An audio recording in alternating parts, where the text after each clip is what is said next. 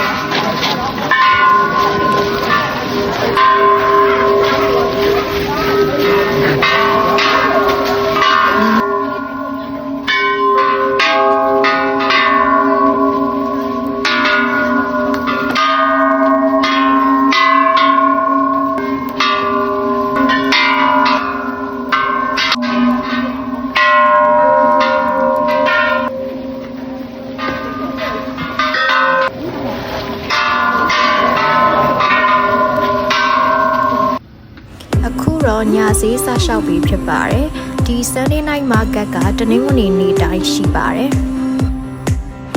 တစ်ပတ်ကိုတစ်ချိန်ပဲဖွင့်တာဆိုတော့တော်တော်လေးလဲစီပါတယ်။အစားအသောက်တွေလည်းမျိုးစုံရပါတယ်။တခြားအသုံးဆောင်ပစ္စည်းလေးတွေလည်းတော်တော်များများရောင်းချပါတယ်။တွေ့သမျှပစ္စည်းတိုင်းကတော့လူချင်းစရာလေးတွေကြီးပဲဖြစ်ပါတယ်။သူတို့ရဲ့ချင်းမိုင်ရိုးရာချီရလေးတွေရောင်းလာတော့တော်တော်တွေးခဲ့ပါတယ်။ဈေးနှုန်းကတော့မြန်မာငွေနဲ့တွက်မယ်ဆိုရင်9600ဝန်းကျင်လောက်တော့ရှိမယ်ထင်ပါတယ်။သူတို့ရဲ့အားသာချက်ကတော့ပစ္စည်းလေးတွေကိုဝယ်ခြင်းစပွဲဖြစ်အောင်လုပ်ထားတာပါ။ဒီမီးအိမ်လေးလည်းတစ်လုံးဝယ်ခဲ့ပါတယ်။ကိုကိုနဲ့ ice cream လေးလည်းဘယ်နေရာရောက်ဝယ်စားဖြစ်ခဲ့ပါတယ်။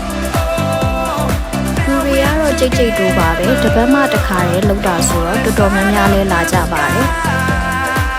BBQ အကင်လေးလဲစားချင်လို့ဝယ်စားခဲ့ပါတယ်တစ်ချောင်းကို10ဘတ်ပေးရပါတယ်တန်တော့မတန်ပါဘူးအသားတွေကတော်တော်လေးကိုပါကတ်နေတာပါ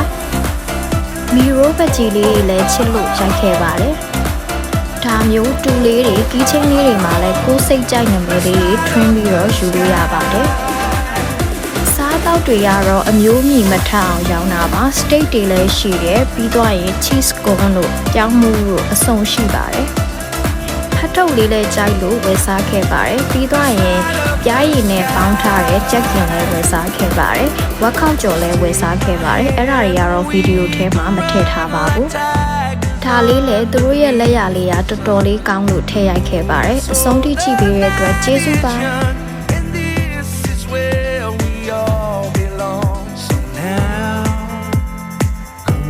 So now